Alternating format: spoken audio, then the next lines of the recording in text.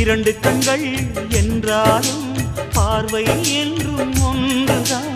உருவத்திலே தனித்தனிதான், உள்ளம் என்றும் ஒன்றுதான். ஒரு சேவல்தான் நடை காத்தது, இந்த அதிசயம் பாருங்கள், கண்ணனை வாழ்த்துங்கள்.